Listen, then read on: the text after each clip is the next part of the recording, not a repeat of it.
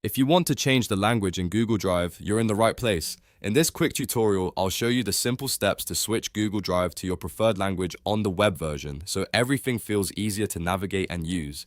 This is especially helpful if your Drive interface is showing in the wrong language, or if you just want to make your workflow more comfortable. And before we begin, if this video helps you out, make sure to hit the like button and subscribe for more easy tech tutorials. Alright, let's jump right in.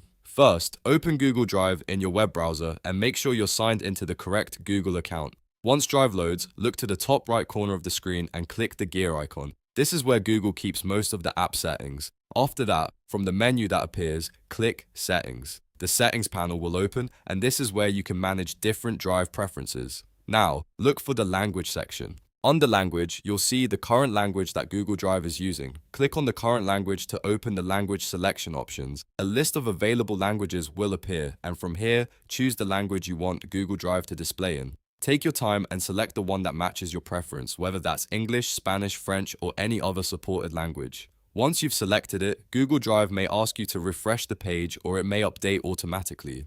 If it doesn't switch right away, just refresh the browser page, and the new language settings should apply. After that, Google Drive will now display in your selected language, making the interface much easier to use. And that's all there is to it. Changing the Google Drive language only takes a few clicks, but it can make a big difference in how comfortably you use the platform every day. If you found this helpful, please give the video a like, subscribe to the channel, and turn on notifications so you don't miss the next tutorial. Thanks for watching, and I'll see you in the next one.